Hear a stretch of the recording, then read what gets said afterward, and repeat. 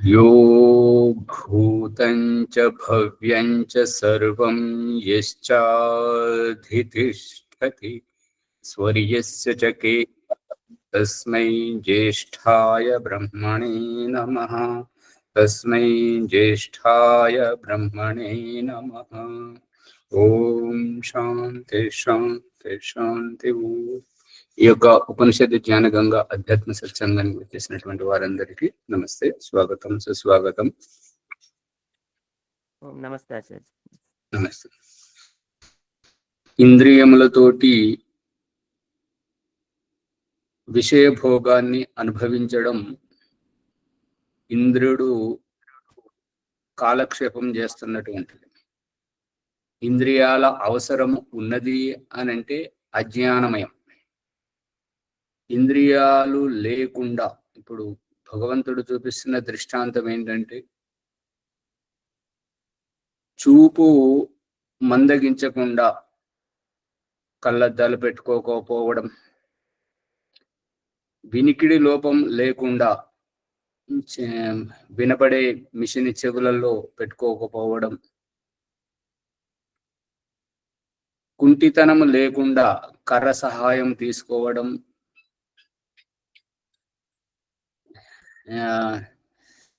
చేతి లోపం లేకుండా చేతిని పట్టి కట్టుకొని మెడకు వేలాడ తీసుకోవడం, ఇవన్నీ ఏవి లేవు. ఆ బలహీనతలు ఉన్నప్పుడే బలహీనతలోని బాధ్యతలు ఎక్కువ అప్పగించేటువంటి సారాంశం ఏంటంటే, నువ్వు దేహము వాడివి, ఇంద్రియముల వాడివి అన్నప్పుడు నీకు ఇవి అవసరం. నువ్వు దేహాతీతంగా, ఇంద్రియాతీతంగా నీ ఉనికిని నువ్వు పసిగట్టిన నాడు నీకు ఈ బలహీనతలు, ఈ బాధ్యతలు ఏమీ అక్కరలేదు. అర్థమవుతుందా? అమ్మగారు పట్టుకుంటున్నారా? అర్థమవుతుంది. దేహమయం, నేను దేహమును, నేను స్త్రీని, నేను పురుషుని, నేను పశుపక్షిని అని అనుకున్నప్పుడు ఇవన్నీ అవసరం. నేను దేహమును కాదు, నేను పరాధీనం. భగవంతుడు చెప్తున్నటువంటిది ఏంటంటే, అదీనా శ్యామ శరద శతం. అదీనా, దీనహీనమైనటువంటి బ్రతుకు నాది కాదు. నేను నా యొక్క పూర్ణ స్వేచ్ఛ స్వాతంత్రతో జీవిస్తున్నాను.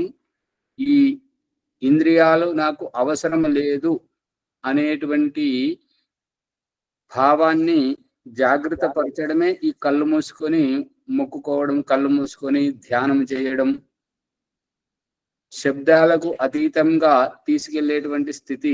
సమాధిలోకి వెళ్ళేటువంటి వ్యక్తి, ఎవరైతే సాధన చేస్తున్నప్పుడు సమాధిలోకి వెళ్ళేటువంటి వ్యక్తి స్థితి ఎలా ఉంటుందో, ఒక విమానముతోటి పైకి లేవడం, ఒక విమానముతోటి పైకి లేవడం, ఏదంటే మళ్ళీ తొట్టెలు కట్టుకొని, ఆ యొక్క చెద్దరి తొట్టెలు కట్టుకొని లేస్తుంటారు కదా, ఆ రకంగా కింది నుంచి పైకి లేస్తున్నట్టుగా. నమస్తే ఆచార్య. ఉన్నటువంటి శబ్దాలు, ఈ చుట్టూ ఉన్నటువంటి ధ్వని కాలుష్యము, ఈ చుట్టూ ఉన్నటువంటి ప్రాపంచిక వ్యవహారం కిందికి పోతున్నట్టుగా, తాను పైకి ఎదుగుతున్నట్టుగా అనుభూతిని కల్పిస్తున్నాడు భగవంతుడు. ఈ అనుభూతి ఏమిటి అంటే, నువ్వు దేహము కాదు, నువ్వు ఇంద్రియాలు కాదు, నీకు ఈ ప్రపంచంతో పని లేదు, నీవు నీవే, నీకు సాటి ఏది లేదు అనేటువంటిదే ఈ సమాధిలో ప్రవేశించేటువంటి అనుభూతిని కల్పిస్తున్నాడు భగవంతుడు. అర్థమవుతుందా? అంత ఉత్తుగానే కూర్చున్నారా? అర్థమవుతుంది ఆచార్య. ఇంకా ఒక్కొక్కసారి మనము ఎంతో గొప్పగా ఎదిగినటువంటి అనుభూతి, మనము ఎంతో ఉన్నత స్థితికి ఎదిగినటువంటి స్థితి, మనం ఎంతో విశాల దృష్టికోణం ఉన్నటువంటి స్థితి, మన చుట్టూ ఉన్నటువంటి వారు నిమ్నాతి నిమ్నమైనటువంటి అత్యంత దిగువ స్థాయి భావజాలంతో ఉండడము, నేను నాదనే ప్రత్యేకతల్లో కొట్టుమిట్టాడము, నేను స్త్రీనని, నేను పురుషున్నని, నేను ఎర్రగా నల్లగా ఉన్నానని, నాకు ఈ వస్త్రాలని, నాకు ఈ రకంగా ఐశ్వర్యం ఉన్నదని, నేను పేదవాడినని, నేను ధనవంతున్నని, ఇటువంటి భావజాలంలో వాళ్ళు అట్టడుగున ఉన్నటువంటి స్థితిలో మనం విశాలమైనటువంటి దృష్టికోణంతో భగవంతుణ్ణి ఉపాసన చేయడం, మనల్ని మనం ఉద్ధరించుకోవడం, మన జ్ఞానాన్ని పెంచుకోవడం, ఇదంతా ఆత్మ సాక్షాత్కారానికి వర్తిస్తుంది. మరి ఈ విషయం వైపు ఆలోచన చేయకుండా చెప్పింది చెప్పడం, అవే పంచమహాభూతాలు, అదే తల్లిదండ్రి, అదే రజవీర్యము, అదే గర్భాధానము, అదే చావు పుట్టుకలు, ఏంటిది ఇదంతా? ముందుకు వెళ్ళాలా వద్దా? మరి ముందుకు వెళ్ళాలి అని అన్నప్పుడు మన ఆలోచన విధానం ఎలా ఉండాలి? ఎదుటి వారి ఊహకు కూడా అందకూడదు. ఇప్పుడు మనం చెప్పేది ఎలా ఉందంటే, నిన్న చెప్పింది వాళ్ళు చెప్తుంది, మనం ఇంకేముంది, కొత్తదనం ఏముంది అని వాళ్ళు లేచిపోతుంటారు మన సభలోంచి. మనం చెప్తుంటే వాళ్ళు వేరే ముచ్చట్లు పెడుతున్నారు. ఎందుకంటే నిన్న చెప్పిన కదా, విన్నాం కదా, ఇంకేం కావాలి?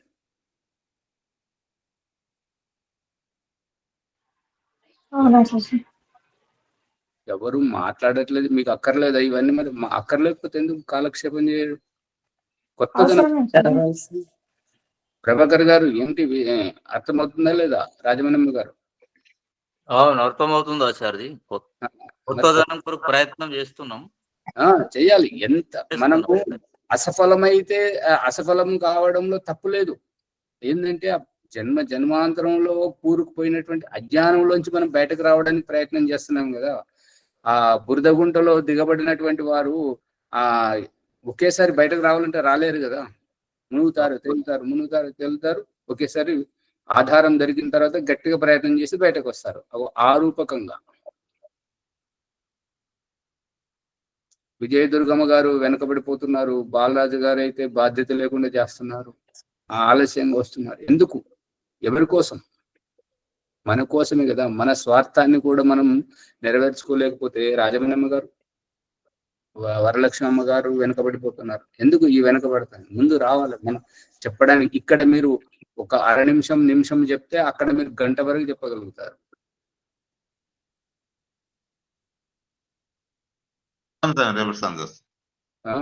మరి రావాలి కదా. మనకు ఇక్కడ అవకాశం వచ్చినప్పుడు దాన్ని దుర్వినియోగపరచుకోవడం, దానికి నిర్లక్ష్యం చేయడం, దీని పరిణామం చాలా బాధ కలిగిస్తుంది. తర్వాత ఎదురెదురుగా కూర్చున్నప్పుడు ఒక్కొక్కరు సాధన చేసి వారి అనుభవాలు చెప్తున్నప్పుడు మనము ఎందుకు కొరగాకుండా పోతుంటాం? చెప్పిందే చెప్పుడు. ఇప్పుడు ఈ పరిస్థితి ఏంటంటే, వాళ్ళు చేసుకుంటున్నారు కదా, రామ రామ రామ రామ అని ఒకరు, నమ శివాయ నమ శివాయ, ఓం నమ శివాయ, ఓం నమ శివాయ అని ఇంకొకరు, ఓం ఓం అని వీళ్ళు. వాళ్ళు పదే పదే ఆ శబ్దాన్ని వల్లవేయడం, దానివల్ల ఏమి ఉపయోగము అని అంటే, భగవంతుడు చూపిస్తున్నటువంటిది ఏంటంటే, ఈ యొక్క అమెరికా కాలిఫోర్నియాలో, మళ్ళీ నైజీరియా లాంటి అటువంటి దేశాలలో ఈ ఏంటంటే చెట్లు సుడిగాలికి రాపిడి చేసుకొని ఒకదానికొకటి రాసుకొని నిప్పు పుట్టి నశిస్తుంటాయి. అదే శబ్దాన్ని చెప్తుంటే అంతకు మించిన దానిని మనం గ్రహించలేదు. అందుకే ఆర్య సమాజం వాళ్ళు, మేము ఆర్య సమాజికులం అనుకునే వాళ్ళు గాయత్రి మంత్రం స్టిక్కర్ పెట్టుకొని ఓం స్వాహ, పూజనీయ ప్రభు, జౌ శాంతి అని చెప్పుకొని అదే అంతవరకే ఉంటున్నారు, మిడిమిడి జ్ఞానంలో ఉంటున్నారు. ఇప్పుడు ఆర్య సమాజం అంటే, వైదిక సిద్ధాంతం అంటే కేవలం గాయత్రి స్టిక్కర్ పెట్టుకొని గాయత్రి మంత్రాన్ని జపం చేయడం, ధ్యానం పేరుతో గాయత్రి మంత్రాన్ని జపం చేయడం, అంతవరకే కాదు కదా. మరి అది మీ ఇష్టం. ఓం ప్రకాష్ అయితే చెప్పడానికి సాయశక్తుల కృషి చేస్తున్నాడు. మరి మీరు పట్టుకోకపోతే దానివల్ల మీరే ఇబ్బంది పడతారు. విషయం అంతా విపులంగా వస్తుంది, దాన్ని పదే పదే వినండి, ప్రశ్నించండి, సందేహ నివృత్తి చేయాలి. రాపిడి. ఇప్పుడు భగవంతుడు ఏం చెప్తున్నాడు అంటే, సముద్ర మంథనం చేస్తేనే మొట్టమొదట ఆ పైన కొట్టుకొస్తున్నటువంటి అటు ఇటు నుంచి కొట్టుకొచ్చి పేరుకుపోయినటువంటి విష పదార్థమే వస్తుంటది, ఆ తర్వాత అమృతం వస్తుంటది. అమృతం కోసం వేచి చూడాలి అని అంటే కొద్దిగా ఈ యొక్క చుట్టూ ఉన్నటువంటి మురికిని తోసేయాలి. సువర్చలమ్మ గారు ఏమైంది? ఒక్కొక్కసారి ఏమో మంచిగానే పట్టుకుంటారు, నిన్నటి ప్రసంగాన్ని ఇవాళ చెప్పడానికి ప్రయత్నం చేస్తుంటారు. ఇప్పుడు ఏమైంది? మాట్లాడకండి, ఇక ఆలోచించండి. లోపం సాగదీయడం అవసరమా? మనలో కొత్త ధనం రావాలి, అదే మన నైపుణ్యం. ఆచార్య కొత్త కోణంలో మాట్లాడాలంటే ఎలా ప్రయత్నం చేయాలి? కొత్త కోణం రావాలి అని అంటే నిన్నటి ప్రసంగం ఏమిటి, నా అనుభవం ఏం చెప్తుంది, మన వ్యవహారంలో మనకేం అనుభూతి కలుగుతుంది, తింటున్నది ఎవరు, తినిపిస్తున్నది ఎవరు, తృప్తి ఎవరికి కలుగుతుంది, లావు సన్నము తినకపోతే బలహీనపడడం ఎవరు పడుతున్నారు, తిన్నందువల్ల పరిపుష్టిగా ఎవరు ఉంటున్నారు, చెప్పాలి కదా. గొడవ పడ్డప్పుడు, పిల్లలు మాట విననప్పుడు, భర్త మాట విననప్పుడు, శారీరక ప్రతాడన చేస్తున్నప్పుడు కొట్టేదెవరిని ఏడ్చేదెవరు? అర్థమవుతుందా లేదా అమ్మగారు? అర్థమవుతుంది. ప్రతిదీ మనము దేనిని ఆశిస్తున్నాము, మనల్ని ఎదుటివారు ఎందుకు అర్థం చేసుకోలేకపోతున్నారు అంటే వాళ్ళు నిమ్న స్థరమైనటువంటి భావజాలంతో ఆలోచిస్తున్నారు. మనం విశాల దృష్టికోణంతో ఆలోచిస్తున్నాము. మన విశాల దృష్టికోణం వాళ్ళ చిన్న బుద్ధులకు అర్థం కావట్లేదు. ఈ విశాల దృష్టికోణం ఎవరిది? దేహముదా, ఆత్మదా, బాధ్యతదా? వాళ్ళు ఎందుకు అర్థం చేసుకోలేకపోతున్నారు అంటే వారి అవికసిత బుద్ధి, వాళ్ళ బుద్ధి అంతగా ఎదగలేదు, అందుకే వాళ్ళు గ్రహించట్లేదు. వాళ్ళు గ్రహించట్లేదు అని చెప్పేసి నేనెందుకు బాధపడాలి? వాళ్ళకు వాళ్ళు కళ్ళు తెరిసేటట్టుగా, వాళ్ళకు జ్ఞానోదయం అయ్యేటట్టుగా మనం మౌనం వహించడం, వాళ్ళకు తగినటువంటి పరిస్థితిలో మనం ఊహించిన దగ్గరికి వాళ్ళకు వారే నడిచి వచ్చేటట్టుగా మనం ప్రవర్తిస్తే, ఈ ప్రవర్తించేదెవరు? అర్థమవుతుంది అమ్మగారు? ఆత్మనే ఆచార్య ప్రవర్తించాలి కూడా. రజనీ అమ్మగారు అర్థమవుతుందా లేదా? కొత్తదనం అర్థమవుతుంది. కొంచెం స్వాధ్యాయం చేస్తే కొంచెం కొత్త కోణంలో మాట్లాడవచ్చు. ఇప్పుడు మీరేంటంటే మీ భార్య, మీ భర్త, మీ పిల్లలు, మీ కుటుంబమే అనుకుంటున్నారు. అది కాదు. ఈ ఆధ్యాత్మికంలోకి ప్రవేశిస్తున్నప్పుడు మనబోటి వారితో సంపర్కం పెట్టుకోవాలి. ఈ విషయం ఇది ఎంతవరకు సత్యం? నాకేమో ఈ రకంగా కొత్తగా ఆలోచన వస్తుంది. మరి దీంట్లో దోషమైతే ఏం లేదు కదా, ఒకసారి మీరు చెప్పండి అని ఒకరిది వినడం, ఇంకొకరికి వినిపించడం, దీని ద్వారా బుద్ధి వికాసం కలుగుతుంటది. బాలరాజు గారు అయితే ఇక ఇక్కడ వచ్చింది ఇక్కడ వింటే వినడమే, లేకపోతే లేదు. తర్వాత ఇంట్లో ఉన్నప్పుడు కూడా పెట్టి బిడ్డకు కూడా వినిపించాలి, మౌనిక గారికి కూడా వినిపించాలి. వినండి, నిన్న విన్నది ఇవాళ జరిగింది కూడా మరొకసారి వింటే ఇంకా ఎక్కువ అర్థమవుతుంది కదా. ఎట్లండి, ఇంట్లో ఉన్నప్పుడు వాళ్ళు పనులు చేసుకొని ఆ పిల్లలు ఏడు అని ఏదైనా కానీ మీ పని మీరు చేయండి. ఒక్కొక్కసారి వింటర్గా ఏదైనా ఒక మాట చెవులో పడుతుంది కదా. రాజమణమ్మ గారు అర్థమవుతుందా లేదా? అవుతుంది ఆచార్య. ఇప్పుడు ఈ పుష్పమ్మ గారు, సువర్చలమ్మ గారు, భాగ్యలక్ష్మి గారు, వీళ్ళు ఎంత అజ్ఞానంగా ఉన్నారంటే మంచిని పంచడానికి ఇష్టపడతలేరు. యజ్ఞం చేసినా ఏది చేసినా ఏదైనా మంచి ఉంటే అది ఎక్కువ మందికి పంచాలి, అన్ని గ్రూపులలో షేర్ చేయండి, తెలవాలి కదా మేము చేసొచ్చినాం అని చెప్పేసి. మీరు ఇలా చేస్తారని చెప్పేసి ఎదుటి వారికి ఎలా తెలియాలి? వారికి అవసరం ఉన్నప్పుడు మిమ్మల్ని పిలవాలి. ఫోటోస్ పెట్టాను గ్రూప్లలో. అదే అట్లా పెడితేనే బాగుంటుంటది, అందరికి తెలియాలి కదా. ఇక్కడ బాన్స్వాడలో జరిగినాయి పెట్టలేదు ఆచార్య, కానీ మన బోధన రుద్రుడిలో రాయకూర్లో జరిగినాయి పెట్టాను. అదే ఎక్కడ జరిగిన అక్కడ మీరు రాయకూరు వెళ్ళినప్పుడు వర్ణి వాళ్ళని ఎందుకు పిలవాలి కదా. వర్ణి వాళ్ళు మనం పిలిచేది కాదు కదా ఆచార్యజీ, వాళ్ళు గృహస్థులు, వాళ్ళు చెప్తే మనం పిలవాలి. అట్లేం లేదు, వాళ్ళు మీరు చెప్పాలన్నమాట. దగ్గర వాళ్ళకు ప్రాముఖ్యత ఇవ్వాలి, దూరం వాళ్ళకు ప్రాముఖ్యత ఇచ్చి ఖర్చులు పెట్టించేదంటే ఈ గ్రూప్ లోకి వస్తే మీరు ఏం వింటున్నారు, ఏం గ్రహిస్తున్నారు అనేటువంటిది వాళ్ళకి తెలియాలి కదా. అంటే వాళ్ళు వచ్చినప్పుడు మన దాన్ని అంగీకరించదు కదా ఆచార్యజీ, మళ్ళీ వాళ్ళకి అనుకూలంగా మనం నడుచుకోవాలి. అట్లానే ఏం లేదు, కేవలం చూడండి, ఒకసారి చూస్తే తెలుస్తుంది. నలుగురిలో కూర్చుని మొన్న వాళ్ళ రిలేటివ్స్ ఇద్దరు వచ్చారు ఆచార్యజీ, వాళ్ళే తెలుసుకున్నారు అట్లా. అదే అట్లాని కాదు, అందులో ఎవరో ఒకరు బుద్ధిమంతులు ఉంటారు, వారి గురించి ప్రయత్నం చేయండి. రాజమణిమ్మ గారు చెప్పండి తొందరగా. వర్ణిలో నుంచి ఇద్దరు వచ్చారు ఆచార్య. చాలా మంచిది. అదే అలా తెలియాలి. మనం చేసే విధానం, చెప్పే విధానం వారికి తెలియాలి కదా. మనలో ప్రత్యేకత ఉంటే వారికి ఆసక్తి ఉన్న వాళ్ళు తప్పనిసరిగా మనల్ని అనుసరిస్తారు, అంతే. అమ్మగారు రాజమణి. సమయం ఇస్తే మాట్లాడేస్తుంది ఆచార్య, తెలిసిన కాడికి. సమయం ఇవ్వకపోతే ఏం చేస్తుంది ఆచార్య? అంటే దేని గురించి? ఇక్కడ వస్తే సమయం లేదేనా? మరి ముందు రావాలి కదా మీరు, తర్వాత. లేదు, అది కాదు ఆచార్య, ఎక్కడన్నా పోయినప్పుడు మాట్లాడాలనుకుంటే సమయం ఇవ్వాలి కదా, వాళ్ళు అట్లా అంటున్నా. అక్కడ ఏంటంటే వాళ్ళు ఇవ్వలేదు అనుకోండి, మీరు ఏమనుకోకపోతే నాకు ఒక్క నిమిషం, నేను ఒక మాట చెప్పాలనుకుంటున్నాను అని చెప్పేసి మనము చెప్పేటువంటి విధానంతో ఇంకా చెప్పండి ఏం కాదు అని చెప్పేసి వాళ్ళు అవకాశం ఇస్తారు.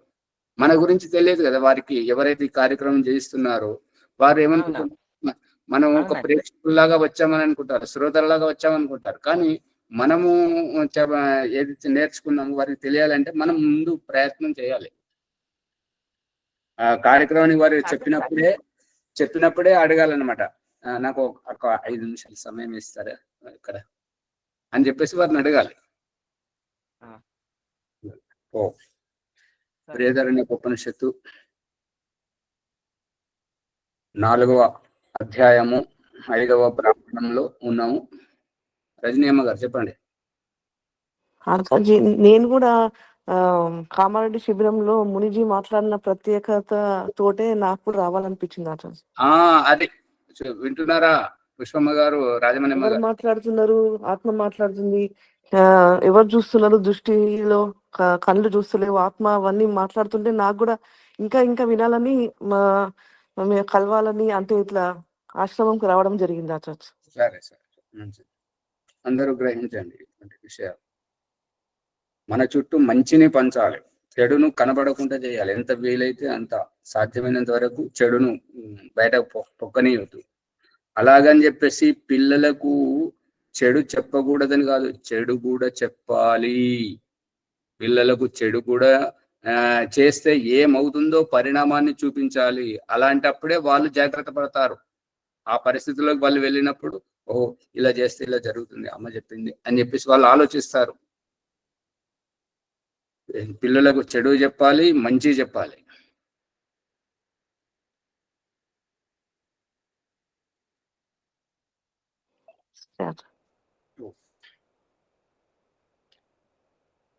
ఇక యాజ్ఞవల్క్యుడు ఈ యొక్క ప్రసంగాన్ని కొనసాగిస్తూ తన అభిప్రాయాన్ని ముగిస్తున్నాడు. ఏంటంటే, సా యథా సైంధవ ఘనో అనంతరో అబాహ్య కృష్ణో రసఘన ఏవం వా అరే అయం ఆత్మ అనంతరో అబాహ్య కృష్ణో ప్రజ్ఞానఘన ఏవ ఏతేభ్యో భూతేభ్యో సముత్థాయ తాని ఏవ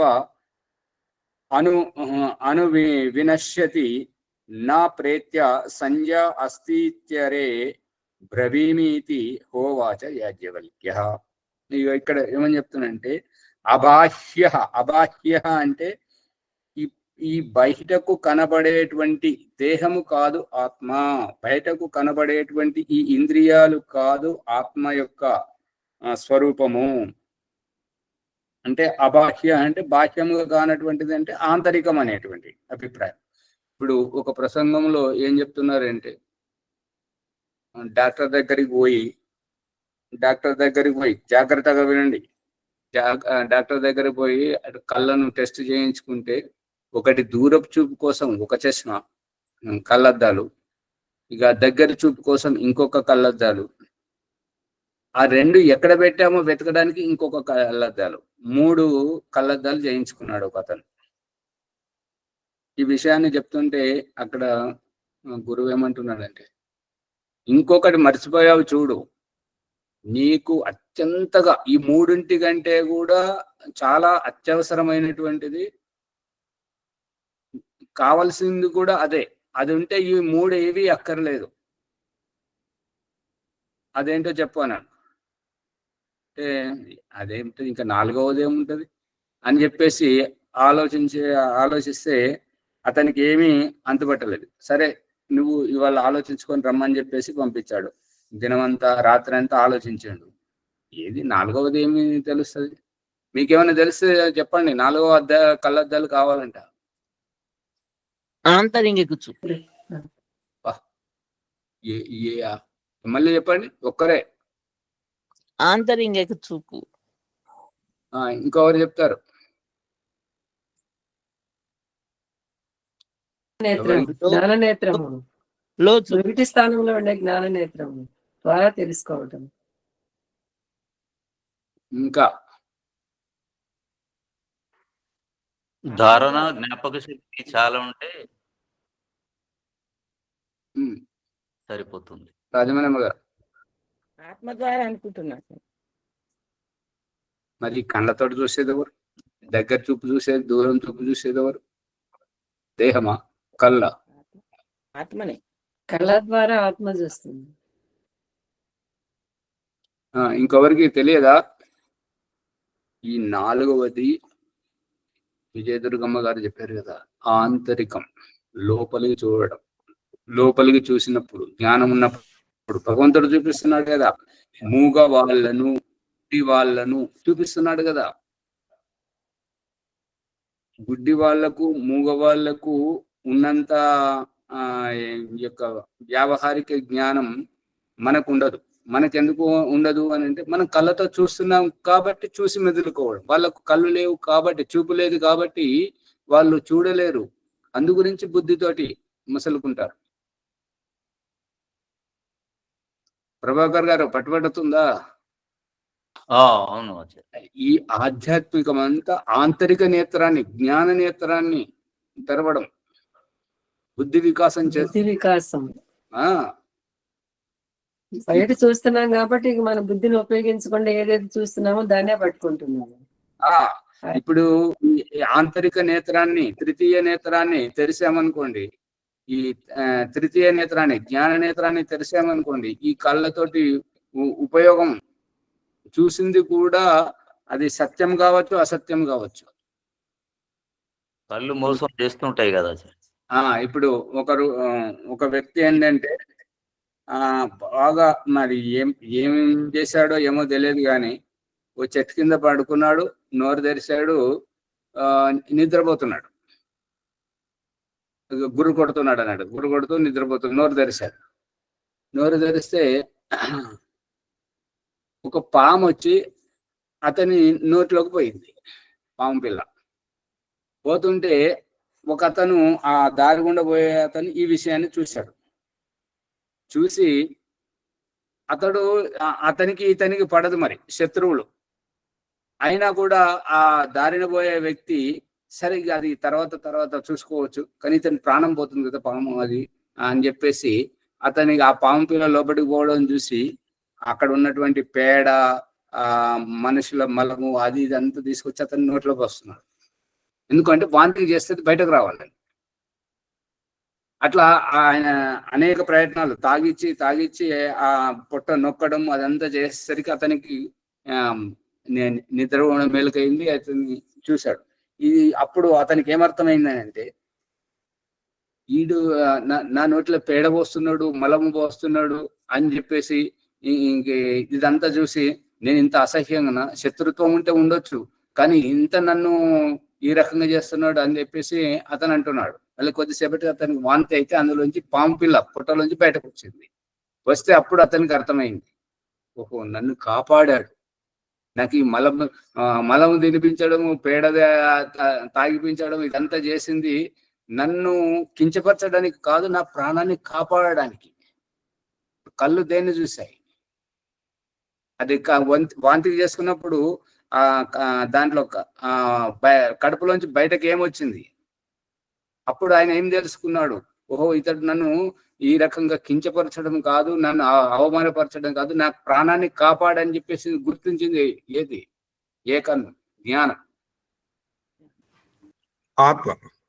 అందుకని కళ్ళతో చూసింది ఒక్కొక్కసారి మనల్ని మోసం చేయొచ్చు, కానీ బుద్ధి మనల్ని మోసం చేయలేదు. అందుకని భగవంతుడు ఎక్కడ మనల్ని మేలుకొల్పుతున్నాడు అంటే మంచి చేయబోతున్నప్పుడు హెచ్చరిస్తున్నాడు, ఉల్లాసం ఉత్సాహంగా ప్రోత్సహిస్తున్నాడు. చెడు చేయబోతున్నప్పుడు వద్దు వద్దు అని చెప్పేసి మన హృదయ అంతఃకరణంలో నుండి మనకు స్ఫూర్తినిస్తున్నాడు.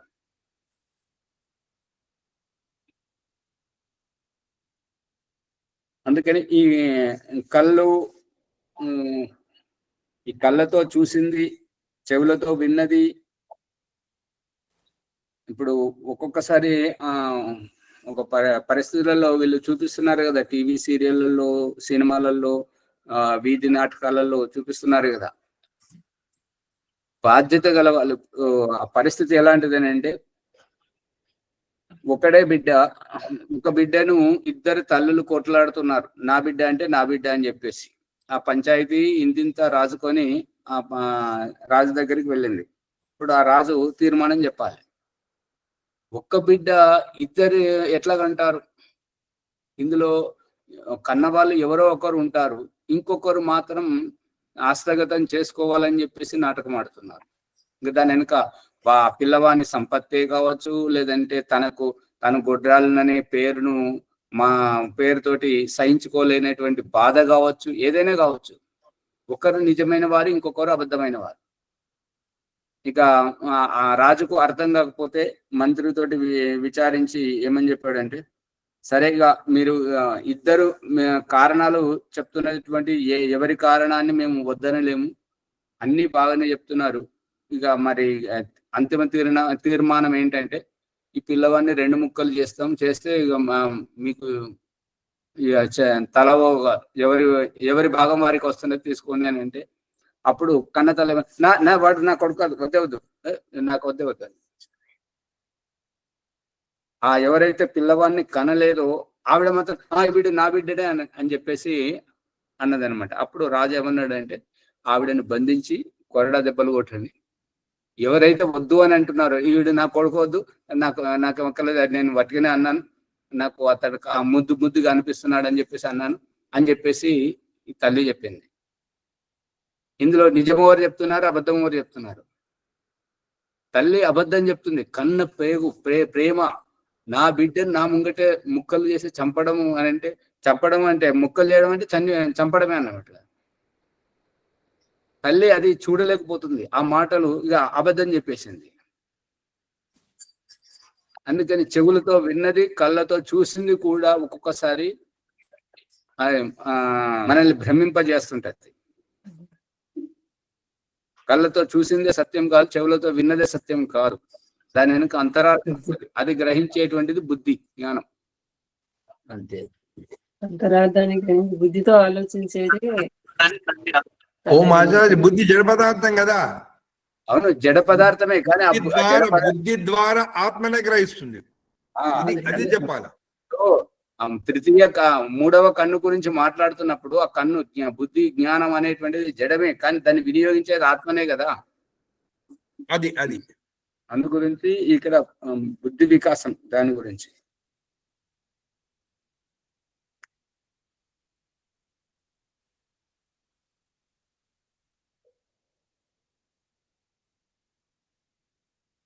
ఈ రకంగా ఆచార్య, బుద్ధి వికాసం కావాలంటే జ్ఞానం, బుద్ధి వికాసం కావాలంటే నీతులు చెప్పడం కాదు, అక్కడ అనుభవం కావాలి. అనుభవం కావాలి అని చెప్పేసి భగవంతుడు చేస్తున్న ప్రయత్నం ఏంటంటే, మన పట్ల మనకు కావాల్సినటువంటి నిత్యావసరాలను కుల వృత్తుల పేరుతో ఇంకొకరి దగ్గర పెట్టి వారి దగ్గరికి మనల్ని నడిపిస్తున్నాడు. చూడు, ఇది మనం పురుషార్థం చేయాలా అంతే. అర్థమవుతుందా రజనీ అమ్మ గారు? కొంచెం కాలేదా? అంటే ఇప్పుడు దాహం మనకేస్తుంది, నీళ్లు కావాలంటే చేతులు లేని వారు ఆ సెలయేరులోంచి నీళ్ళు ఎట్లా తాగుతాడు? పడుకొని పశువులాగా తాగుతాడు. మరి దాన్ని సంగ్రహించి పెట్టుకోవాలంటే మనకు కుండ కావాలి కదా, పాత్ర కావాలి కదా. అంతే, ఆ కుండ కోసం మనల్ని కుమ్మరివాడి దగ్గరికి నడిపిస్తున్నాడు. మనకు ఆకలేస్తుంది, అన్నం అందుబాటులో లేనప్పుడు చెట్ల దగ్గరికి నడిపించి చెట్ల మీద పండించి సువాసనతోటి మనల్ని అటువైపు దృష్టి మళ్లిస్తున్నాడు. అవి సరిపోని నాడు ఈ యొక్క ధాన్యపు గింజలను ఉడకబెట్టుకొని తినిపిస్తున్నాడు. ఉడకబెట్టుకోవాలంటే పొయ్యి రాళ్ళు కావాలి, ఆ నిప్పు కావాలి, కర్రలు కావాలి, పాత్ర కావాలి, పాత్రలో నీళ్లు కావాలి, ఆ ధాన్యం దాంట్లో వేసి ఉడికించేటువంటి ఈ వైవిధ్యం కావాలి. ఇవన్నీ నేర్చుకోవాలా వద్దా అమ్మగారు? ఊరికేనే ఉడుకుతుంది అన్నం. ఆలోచన చాలా అవసరం. చాలా అవసరం. ఈ పాత్ర కోసము ఒకరి దగ్గరికి నడిపించడం, నిప్పు కోసం ఇంకొకరి దగ్గరికి నడిపించడం, కర్రల కోసం ఇంకొక చెట్టు దగ్గరికి నడిపించడం, ఇవన్నీ సమకూర్చి ఆ పాత్రను పాత్ర కూర్చుండే విధంగా పొయ్యిని తయారు చేసేటువంటి వివేకం కావాలి. ఈ రహస్యాన్నే అక్కడ శివుడికి చెప్తుంటారు కదా. శివుడికి ఏంటంటే రెండు రాళ్ళను పెట్టి ఆ పాత్రను పెడతాడు, నిలబడకుండా బోలబడుతుంటే మూడవ వైపు తన మోకాలు పెడుతుంటాడు. మోకాలు పెట్టి ఆ మూడు ఎత్తుల మీద ఆ పాత్రను పెట్టి నిప్పంటించేసరికి రాళ్ళైతే ఓర్చుకున్నాయి ఆ వేడిని, కనుక తను శరీరంతో ఓర్చుకోలేడు కాబట్టి తన మోకాలు జరిపేసరికి మళ్ళీ బోలబడుతుంది. మళ్ళీ బోలబడితే అయ్యి బోలబడ్డదని చెప్పేసి మళ్ళీ ఆ విత్తనాలన్నీ ధాన్యపు గింజలన్నీ ఏరి మళ్ళీ పాత్రలో వేసి మళ్ళీ ఇది పాత్ర కూర్చుండబెట్టి తన మోకాలు పెట్టాడు. మోకాలు పెట్టి మళ్ళీ పెట్టాడు. అగో అట్లా అర్థమవుతుందా అమ్మగారు? రాజమణమ్మ గారు, భాగ్యలక్ష్మమ్మ గారు వింటున్నారా లేదా? శరభయ్య గారు వింటున్నామా? తీసుకొచ్చి పెట్టచ్చు కదా. అక్కడ శివుడు జ్ఞానవంతుడు కదా, ఇతరులకు చెప్పడానికి అనుభవంతో చెప్పడానికి, పిల్లల జీవితం నుంచి తల్లి బయటకు జరిగిపోయినా, తండ్రి జరిగిపోయినా, గురువు జరిగిపోయినా మన జీవితం వికలాంగంతో ఉంటుంటది కదా. అందుకనే తల్లి స్థానాన్ని ఇంకొకరి చేత పూరింపజేస్తున్నాడు ఆలన పాలనతోటి. తండ్రి స్థానాన్ని ఇంకొకరి ద్వారా వ్యవస్థ చేయడం, చదివించడం, బట్టలు వ్యవస్థ చేయడం, అన్ని చేయడం ఇంకొకరి ద్వారా. ఇక గురువు యొక్క స్థానాన్ని తల్లి ద్వారా, తండ్రి ద్వారా, అక్కదమ్ములు, అన్నజల్లల ద్వారా, వీరితోటి ఎవరో ఒకరితోటి జ్ఞానోదయం అయితే కావాలి. ఈ ముగ్గురులో ఎవరు లేకపోతే మన జీవితం అసంపూర్ణంగా ఉంటుంటది. అదే ఈ మూడు ఎక్కడున్నాయి అని అంటే మూలాధార చక్రం, మూలాధారంలో 2 తొంటి ఎముకలు, వెన్నెముక, ఈ మూడింటి మీద ఈ ఆత్మను ఉడికిస్తున్నారు. తపః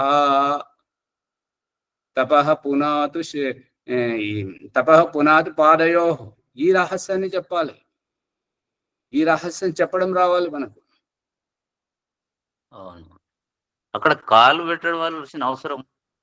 కాలు పెట్టడం అని అంటే ఈ తల్లి మన ఇప్పుడు మొన్నటి ప్రసంగంలో ఏంటంటే భర్త యొక్క అవివేకం వల్ల భార్య సంపాదనకు ఇంకా చదువు లేదు, యోగ్యత లేదు కాబట్టి శారీరక సౌందర్యాన్ని బట్టి వ్యభిచారం చేస్తూ ఉంటుంటే అది పిల్లలకు పట్టుబడింది. వాళ్ళ అమ్మాయి చూసింది, ఆ సెల్ ఫోన్లో ఆ ఫోటోలు, ఆ అడ్రస్లు, అవన్నీ వారి మెసేజ్లు అవన్నీ చూసేసరికి ఓ అమ్మ ఇటువంటిదా, ఈమె కూడా రుచి కలిగితే ఇక ఈ నా బండారం అంతా అందరికి చెప్తుంది అని చెప్పేసి బిడ్డను కూడా వ్యభిచారంలోకి దింపడానికి ప్రయత్నం చేస్తే ఆవిడ అది పోలీస్ స్టేషన్లో కంప్లైంట్ పెట్టి అక్కడి నుంచి తప్పించుకుంటే వారిని పిల్లలను సంరక్షణ చేయడానికి ఒక కేంద్రం ఉంటుంది కదా ప్రభుత్వం తరపున, అక్కడికి పంపించారనమాట. అందు గురించి ఇక్కడ ఏంటంటే తల్లి పిల్లలను అమ్మడం, తల్లి పిల్లలను చంపడం, తండ్రి పిల్లవాడిని అమ్మడం, చంపడం, ఇవన్నీ జరుగుతున్నాయి కదా. ఈ రకంగా వారి చంటి పిల్లల జీవితాలతో ఆడుకోవడం, బాధ్యతారహితంగా వ్యవహరించడమే ఆ మోకాలు పెట్టి కాలిన తర్వాత జరుపుకోవడం. ఓం ఆచార్యజీ భక్త కన్నప్ప కళ్ళు శివుని కళ్ళకి వెళ్ళి రక్తం వస్తుంటే కాలు పెడతాడు, అది సేమ్ ఇక్కడ అది వర్తిస్తుందా ఆచార్య? అవును, రెండు అవును. ఒకటే. అందుకని బాధ్యతల్లోంచి తప్పుకోవడమే ఆ కాలు పెట్టడం ఏంటంటే నేను ఉన్నాను నీకు సపోర్టు, నేను ఉన్నాను సపోర్టు అని చెప్పడమే మోకాలు పెట్టడం. ఇక అక్కడ ఆ పిల్లల యొక్క పరిస్థితి, వాళ్ళ యొక్క ప్రారంధాన్ని బట్టి వాళ్ళు చేసేటువంటి వ్యవహారంతో ఓర్చుకోలేక బాధ్యతల నుంచి తప్పుకోవడమే మోకాలు జరపడం, బోర్లపడడం. ఈ రకంగా జరుగుతుంటది. కాబట్టి ఇవన్నీ మనం కళ్ళతో చూస్తున్నవి, ఇవంతా ఒక్కొక్కసారి ఇటువంటి వ్యవహారం అంతా వస్తుంటది. వచ్చినప్పుడు ఏంటంటే మనము విన్నది చూసింది ప్రత్యక్షమని అనుకోవడం కాదు, దాని వెనుక ఇంకో అంతరార్థం ఉంటది. అందుకే ఈ శివుడి ద్వారా ఇది చెప్పింది అన్నటువంటిది. ఇది 4వ ఖండోద్దమంటారు దాన్ని. 4వది పైన ఉన్నది కదా, పాత్రలో ఉన్నటువంటి ధాన్యం ఉడకడం 4వది పరిణామం, అది ఇష్టం. అద్దాల గురించి చెప్పారు కదా మొదటి ఎగ్జాంపుల్. అవును, దాంట్లో ఒకటి దూరంది ఒకటి దగ్గరది, ఈ రెండింటిని చూడడానికి ఇంకొకటి అని చెప్పిన తర్వాత ఇంకొకటి కూడా ఉందని అంటాడు కదా, అది ఇది 4వది అంటున్నాం. ఆంతరంగికం. ఆంతరంగికమనే బుద్ధి అంతరనే. ఈ కళ్ళతో చూసేది అదే ఆత్మ, బుద్ధితో విచారించేది అదే ఆత్మ. అన్నింటి వెనుక ఆత్మనే ఉన్నది. అంటే ఆత్మ ఒక దాని మీద ఆధారపడి ఉన్నది. ఆ బలహీనతలో ఉన్నప్పుడు ఈ జన్మము, ఈ సుఖ దుఃఖము, ఈ బాధలు తప్పవు. ఇక్కడ సారాంశం ఏంటంటే నేను దేహమును కాదు, నేను ఇంద్రియాన్ని కాదు అనేటువంటిది తెలుసుకోజేయడమే ఇదంతా రహస్యం. అంతే అండి.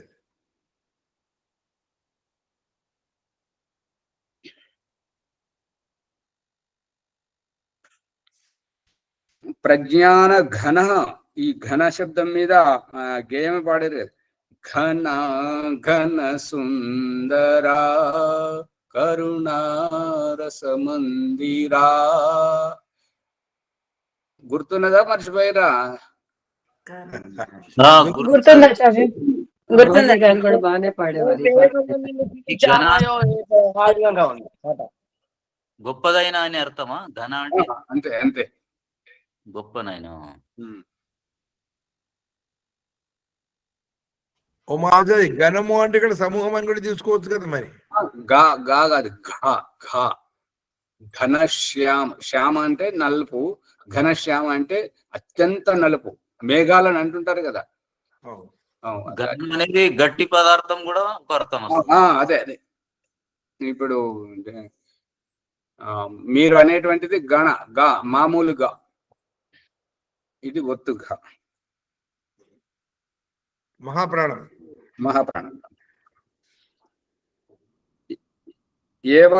ఏతేభ్యో భూతేభ్యో, ఈ విధంగా ఈ ప్రాణుల గురించి సముత్థాయ, ఈ ప్రాణులను ఆ దేహం నుంచి, ఆ ఇంద్రియాల మధ్యలోంచి సముత్థాయ,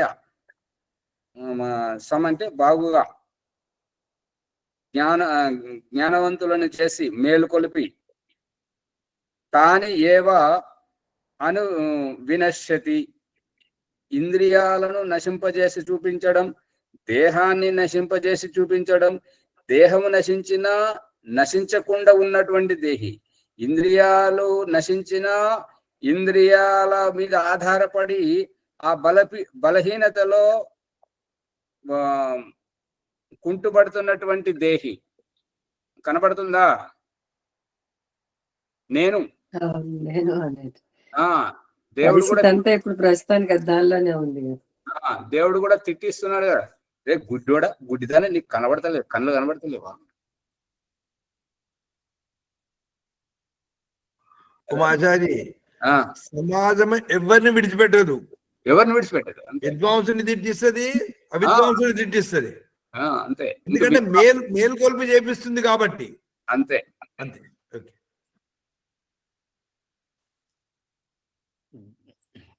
ఓం ఆచార్య. నేను అంటే ఇక్కడ అహంకారం ఆచార్య. నేను అంటే ఆత్మ తెలుసు, కానీ ఇక్కడ అహంకారాన్ని అణచగొడుతుంది అంటే అహంకారంలో రెండు రకాలు, ఒకటి స్వాభిమానం, ఇంకొకటి ప్రత్యేకత.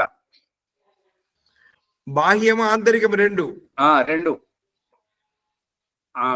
ఈ స్వాభిమానంలో వ్యక్తిత్వ వికాసం జరుగుతుంటది, అహంకారంలో వ్యక్తి ఇతరుల ముందు చులకనైపోతుంటాడు. తర్వాత ఇంకొకటి బాహ్యం లోపల పొగడతలతోటి నేను గొప్ప అని ఎదిగిపోతాడు, అంటే స్వాభిమానం లోపల ఒదుగుతూ ఎదుగుతాడు. రెండు అర్థాలు ఉన్నాయి ఇక్కడ, అది తెలుసుకోవాలి బాగా విశేషం. గుడ్డివాడిని గుడ్డివాడ అని అనకూడదేమో కదా ఆచార్యజీ? అంటే అనకూడదేమో అంటే మనలో ప్రవర్తన మారాలి. దేహమును చూసిన వారు, దేహాంగములను చూసిన వారు గుడ్డివారు అంటారు. అదే ఆత్మను చూసిన వారు, గుణమును చూసిన వారు వారిని యథోచితంగా గౌరవిస్తారు. అదే సత్యం బ్రూయాత్ ప్రియం బ్రూయాత్ అనేది ఉన్నది కదా. అదే సత్యం బ్రూయాత్ ప్రియం బ్రూయాత్ మా బ్రూయాత్ సత్యం అప్రియం. అదే ఏది గ్రహిస్తామో మనలో ఏది ఉంటుందో ఎదుటి వాళ్ళు కూడా అదే గ్రహించినప్పుడు దాన్ని ప్రశంసలే ఉంటాయి. ఇప్పుడు బాహ్యం చూసినటువంటి వారు గొడ్రాలని తిట్టవచ్చు, నపుంసకుడు అని తిట్టవచ్చు, గుడ్డోడు, కుంటోడు, మూగోడు అని అనవచ్చు. కానీ ఆంతరికాన్ని చూసిన వారు, ఆంతరికంగా చూస్తున్నటువంటి వారు ఈ ఈ బలహీనతలను ఎత్తి చూపరు. అర్థమవుతుందా లేదా? అవును, స్వభావం ఎలా ఉంటుందో దాన్ని బట్టి మాట్లాడతారు. అదే వాస్తవం. అంతరంగికంగా చూస్తే బాహ్యాన్ని తిట్టే అవసరం లేదు. జాతి నా పూచో సాధు కా పూచు లీజియే జ్ఞాన్. ఇప్పుడు రహస్యం ఏంటంటే గుడ్డివారు ఎవరు, కుంటివారు ఎవరు, మూగవారు ఎవరు? కనబడుతున్న వారా మనమా? కనపడుతున్న వారు కాదండి, మనమే. మనము. అది వాళ్ళను ఎత్తి చూపిస్తాం. మనమంటే ఎవరు?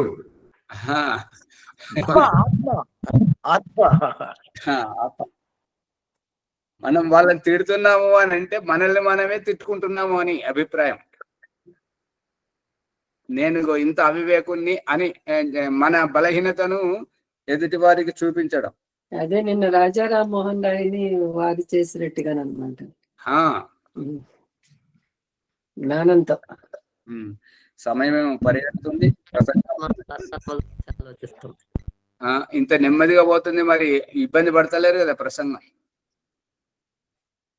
చాలా అర్థమవుతుంది, చాలా చక్కగా అర్థమై, ఆలస్యంగా ఉంటేనే అర్థమవుతున్నాయి ఒక్కొక్కటి. మరి పుస్తకం మొదలు పెట్టుకొని సంవత్సరం గడిచిపోతుంది. ఓ మాచారి, కొందరు తాబేలు నడక అంటున్నారు, కొందరు కుందేలు పరిగెత్తమంటున్నారు. ఈ రెండింటి సమన్వయం చేసుకొని ముందుకెళ్తేనే మనము మన గమ్యం చేరుకోవడానికి చోరలో ఉంటామని అర్థం. ఓకే ఆచారి, ధన్యవాదములు. ఆచార్య ఓంప్రకాష్ గారికి జ్ఞానగంగా సత్సంగము ఆధ్యాత్మిక విద్య బృహదారణ్యకోపనిషత్తు 4వ అధ్యాయము 5వ బ్రాహ్మణంలో మనం ఉన్నాము. ఇందులో కూడా ఆత్మను ఏ విధంగా తెలుసుకోవాలి, మన ఇంద్రియాలు చూసినటువంటిది సత్యం కాదు, చెవులతో విన్నది అది కూడా సత్యం కాదు, అంతరలో లోపల ఉన్నటువంటి బుద్ధి ద్వారా వివేకించే సత్యాన్ని ఎరుగు అని చెప్పి తెలుసుకునేటువంటి తత్వాన్ని ఈరోజు బోధించారు. వారికి ధన్యవాదములు. ఓం ఆచార్య ఒక భజన పాడండి. ఈ ఎపిసోడ్ గురించి చెప్పండి మునిగారు, మర్చిపోతారు. ఇది బ్యాటరీ అయిపోయింది. ఎపిసోడ్ లైక్ చేయండి, షేర్ చేయండి, సబ్స్క్రైబ్ చేయండి, పక్కన ఉండే గంట సింబల్ గట్టిగా నొక్కండి. తర్వాత 1కి 2 సార్లు వినాలా. మీరు లైక్ చేసినా షేర్ చేసినా చేయకపోయినా ఏం కాదు, కానీ వినకుండా మాత్రం నష్టం జరుగుతుంది. వినంటేనే మీ సొంత ఆలోచన శక్తి పెరుగుతుంది. లేదా రెండవది, ఆచార్య గారు చెప్పినప్పుడు ప్రతి పదాన్ని లోతుగా అర్థం చేసుకోండి. ఇది చేయాలని ప్రార్థన. తర్వాత ఈరోజు వైదిక సంధ్యోపాసన, మరి ప్రణవముని ఉండే పాతకాలంలో ఇప్పుడు ప్రణవముని జాగాలో కొత్త వాళ్ళు ఎవరు వచ్చారు? పుష్పమ్మ గారు ఎవరున్నారో రాలేదు. వారు భీమరావు గారు వాళ్ళ అయితే భజన తీసుకుంటామన్నారు కదా, భజన పాడండి ముందు. చెప్పండి అమ్మా, ఓం మొదలు నమ చెప్పండి. ఓం నమస్తే ఆచార్యజీ. సర్వేభ్యో నమో నమః ఆచార్యజీ. అందరికీ నమస్తే.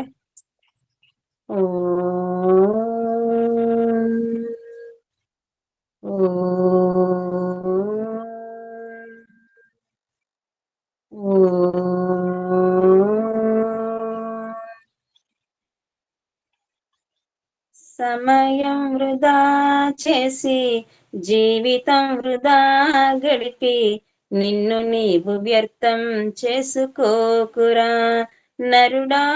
చేతులార నీ బ్రతుకంతా చెరిపేసుకోకురా చెరిపేసుకోకురా. సమయం వృధా చేసి జీవితం వృధా గడిపి నిన్ను నీవు వ్యర్థం చేసుకోకురా. బ్రతుకులోని ప్రతి క్షణము అతి విలువ గలదిరా. కోటి రత్నములతోనైనా కొనజాలలేనిదిరా. బ్రతుకులోని ప్రతి క్షణము అతి విలువ గలదిరా. కోటి రత్నములతోనైనా కొనజాలలేనిదిరా. పోయిన ఏ వస్తువునైనా పొందగలవు గాని పోయిన ఈ సమయం మళ్ళీ పొందలేవు నీవురా పొందలేవు నీవురా. సమయం వృధా చేసి జీవితం వృధా గడిపి నిన్ను నీవు వ్యర్థం చేసుకోకురా. బహుజన్మల పుణ్య ఫలముచే నర జన్మ దొరికెరా. దొరికిన ఈ జన్మమునందే పరమాత్మ నెరుగరా. బహుజన్మల పుణ్య ఫలముచే నర జన్మ దొరికెరా. దొరికిన ఈ జన్మమునందే పరమాత్మ నెరుగరా. ఎరుగునప్పుడే సఫలమురా జన్మ సార్థకమురా. ఎరుగకున్న బహు కష్టమురా చెప్పలేని నష్టమురా చెప్పలేని నష్టమురా. సమయం వృధా చేసి జీవితం వృధా గడిపి నిన్ను నీవు వ్యర్థం చేసుకోకురా. కళ్ళ చూపు చెదరనప్పుడే పండ్లు ఊడిపోనప్పుడే చెవులు మందగించనప్పుడే శక్తి ఉడిగిపోనప్పుడే. కళ్ళ చూపు చెదరనప్పుడే పండ్లు ఊడిపోనప్పుడే చెవులు మందగించనప్పుడే శక్తి ఉడిగిపోనప్పుడే. మృత్యువనే శత్రువు నిన్ను ముట్టడించనప్పుడే సత్వరమే ఆ సర్వేశ్వరుని శరణు చేరు ఇప్పుడే శరణు చేరు ఇప్పుడేరా. సమయం వృధా చేసి జీవితం వృధా గడిపి నిన్ను నీవు వ్యర్థం చేసుకోకురా. విషయాలలో సుఖముందను వెర్రి భ్రాంతి వీడరా. కాలమంత నీ వందుననే ఖర్చు చేయుటేలరా. విషయాలలో సుఖముందను వెర్రి భ్రాంతి వీడరా. కాలమంత నీ వందుననే ఖర్చు చేయుటేలరా. జ్ఞానము భగవద్ధ్యానములో ఆనందముందిరా. గణముగ ఋషి గణమందులకే ప్రణవమును స్మరించరా ప్రణవమును స్మరించరా. సమయం వృధా చేసి జీవితం వృధా గడిపి నిన్ను నీవు వ్యర్థం చేసుకోకురా. నరుడా చేతులార నీ బ్రతుకంతా చెరిపేసుకోకురా చెరిపేసుకోకురా.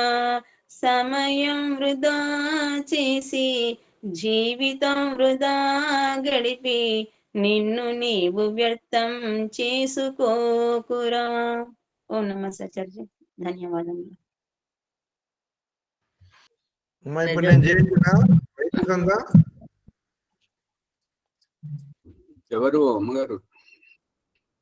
ఇది భీమరావు గారు. భీమరావు గారు ఈ రోజు రాలేదు. వారు రాలేదు. ఓకే, తర్వాత వాళ్ళు ఉంటే చెప్పండి, వాళ్ళు చేపిస్తారేమో. కొత్త వాళ్ళు కొత్త వాళ్ళు కొత్త వాళ్ళు లేరా ఇంకెవరు? పుష్పమ్మ గారు చేయించండి. అలాగే ఆచార్య. ఓం నమస్తే ఆచార్య. సర్వేభ్యో నమో నమః. అథ వైదిక సంధ్య బ్రహ్మయజ్ఞము పుట్టబోయే శిశువు ఆత్మభావన భగవంతుని ప్రార్థిస్తుంది ఏమనగా, ఓం అమృతోపసరణమసి స్వాహ.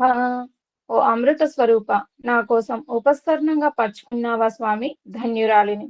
ఓం అమృతాపిధానమసి స్వాహ. ఓ అమృత స్వరూప, నా ఆత్మరక్షణకై ఆకాశ దుప్పటివై ఆవరించావా స్వామి, ధన్యురాలిని. ఓం సత్యం యశః శ్రీర్మైశ్రీః శ్రేయతాం స్వాహ. ఓ పరమేశ్వర, సత్యం, యశస్సు, ధనైశ్వర్యాలు మరియు బుద్ధి నన్ను ఆశ్రయించి నాలో ఉండునుగాక. ఆచమన మంత్రం. ఓం షన్నో దేవీరభిష్టయా ఆపో భవంతు పీతయే శంయోరభిస్రవంతు నః. ఇంద్రియ స్పర్శ మంత్రములు. ఓం వాక్ వాక్, ఓం ప్రాణః ప్రాణః, ఓం చక్షుః చక్షుః, ఓం శ్రోత్రం శ్రోత్రం, ఓం నాభిః, ఓం హృదయం, ఓం కంఠః, ఓం శిరః, ఓం బాహుభ్యాం యశోబలం, ఓం కరతల కరపృష్ఠే. మార్జన మంత్రములు. ఓం భూః పునాతు శిరసి, ఓం భువః పునాతు నేత్రయోః, ఓం స్వః పునాతు కంఠే, ఓం మహః పునాతు హృదయే, ఓం జనః పునాతు నాభ్యాం, ఓం తపః పునాతు పాదయోః, ఓం సత్యం పునాతు పునః శిరసి, ఓం ఖం బ్రహ్మ పునాతు సర్వత్ర. ప్రాణాయామ మంత్రములు. ఓం భూః, ఓం భువః, ఓం స్వః, ఓం మహః, ఓం జనః, ఓం తపః, ఓం సత్యం. ఆఘమర్షణ మంత్రములు. ఓం మృతం చ సత్యం చాభిద్ధా తపసోऽధ్యజాయత, తతో రాత్రజాయత, తతః సముద్రో అర్ణవః, సముద్రాదర్ణవాదధి సంవత్సరో అజాయత, అహోరాత్రాణి విదధద్విశ్వస్య మిషతో వశి, సూర్యాచంద్రమసౌద్ధాతా యథా పూర్వమకల్పయత్, దివం చ పృథివీం చాంతరిక్షమథో స్వః. ఆచమన మంత్రం.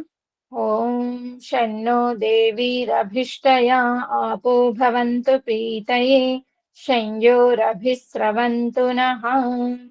మనసా పరిక్రమ మంత్రములు. ఓం ప్రాచీదిగగ్నిరధిపతిరసితో రక్షితాదిత్యా ఇషవః, తేభ్యో నమోధిపతిభ్యో నమో రక్షితృభ్యో నమైషుభ్యో నమయేభ్యో అస్తు. యోస్మాన్ ద్వేష్ట్యం వయం ద్విష్మస్తం భోజంభేదద్మః, దక్షిణాదిగింద్రోధిపతిస్థిరశ్చిరాజీ రక్షితాపితరైషవః, తేభ్యో నమోధిపతిభ్యో నమో రక్షితృభ్యో నమైషుభ్యో నమయేభ్యో అస్తు. యోస్మాన్ ద్వేష్ట్యం వయం ద్విష్మస్తం భోజంభేదద్మః. ప్రతీచీదిగ్వరుణోధిపతిః ప్రిదాకు రక్షితాన్నమిషవః, తేభ్యో నమోధిపతిభ్యో నమో రక్షితృభ్యో నమైషుభ్యో నమయేభ్యో అస్తు.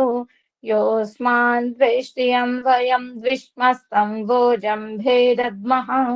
ఉదీచీదిక్ సోమోధిపతిః స్వజో రక్షితాశనిరిషవః, తేభ్యో నమోధిపతిభ్యో నమో రక్షితృభ్యో నమైషుభ్యో నమయేభ్యో అస్తు.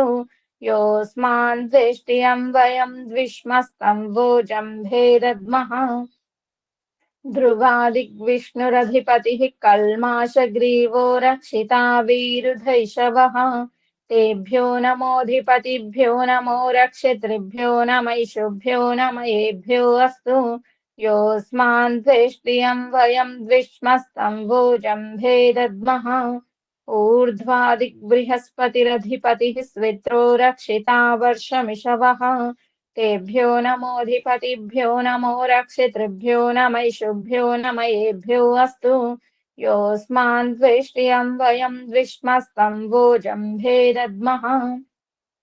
ఉపస్థాన మంత్రములు. జాతవేదసే సునవామ సోమమరాతి యతో నిదహాతి వేదః, सनः पर्षदति दुर्गाणि विश्वानावेव सिन्धुं दुरितात्यग्निः चित्रं देवानामुदगादनीकं चक्षुर्मित्रस्य वरुणस्याग्नेः आप्राद्या वा पृथिवी अन्तरिक्षं सूर्य आत्मा जगतस्तस्तु षष्ठ उदुत्यं जातवेदसं देवं वहन्ति केतवः दृशे विश्वाय सूर्यम् उद्वयं तमसस्परिस्वः पश्यन्तवुत्तरम् देवं देवत्रा सूर्यमगन्मज्योतिरुत्तमम् प्रायश्चित्तमन्त्रम् ॐ तच्चक्षुर्देवहितं पुरस्तात् शुक्रमुच्चरत् पश्येम शरदः शतं जीवेम शरदः शतं शृणुयाम शरदः शतं प्रब्रवाम शरदः शतम् अदीना हस्याम शरदः शतं भूयश्च शरदः शतात् आचमनमन्त्रम् ॐ शन्नो देवीरभिष्टया आपो भवन्तु पीतये शंयोरभिस्रवन्तु नः गायत्री मन्त्रम् ॐ भूर्भुवः स्वः तत्सवितुर्वरेण्यं भर्गो देवस्य धीमहि धियो यो नः प्रचोदयात् हे रक्षक सच्चिदानंद स्वरूप जगదుత్పాదక దేవ నీ దివ్యం వరేణ్యమునైన శుద్ధ విజ్ఞాన స్వరూపమును మేము నిత్యం మా హృదయమున ధ్యానింతుము. మాకు సద్బుద్ధినిచ్చి సత్కర్మములు చేయునట్లు మా బుద్ధులను ప్రేరేపింపుము. సమర్పణ భావంతో వేడుకోబడు. ఓ పరమేశ్వర దయానిధి, మీ కృప వల్ల జపోపాసనాది కర్మములను చేసిన మేము ధర్మ అర్థ కామ మరియు మోక్షముల సిద్ధిని సత్వరముగా ప్రాప్తించుకుందుముగాక. అత నమస్కార మంత్రము ఓం నమః శంభవాయ చామయో భవాయ చ నమః శంకరాయ చామయస్కరాయ చ నమః శివాయ చ శివతరాయ చ ఆచమన మంత్రము ఓం శన్నో దేవీరభిష్టయా ఆపో భవంతు పీతయే శంయోరభిస్రవంతు నః ఓం ఇతి వైదిక సంధ్యా బ్రహ్మయుజము అత శాంతి పాఠః ఓం ద్యౌః శాంతి అంతరిక్షం శాంతి పృథివీ శాంతి ఆపః శాంతి ఓషధః శాంతిః వనస్పతయః శాంతి విశ్వే దేవాః శాంతి బ్రహ్మ శాంతి సర్వం శాంతిః శాంతిరేవ శాంతి సామ శాంతిరేధి ఓం శాంతి శాంతి శాంతిః. ఓం నమస్తే ఆచార్య సర్వేభ్యో నమో నమః. అందరు ఈ ఎపిసోడ్ ని లైక్ చేసి షేర్ చేయండి, సబ్స్క్రైబ్ చేసుకోండి. ఏదైనా సందేహాలు ఉంటే కామెంట్ రూపంలో పెట్టండి. ధన్యవాదాలు ఆచార్య. సువర్చలమ్మ గారు, పరిస్థితిని భారంగా చేయొద్దు.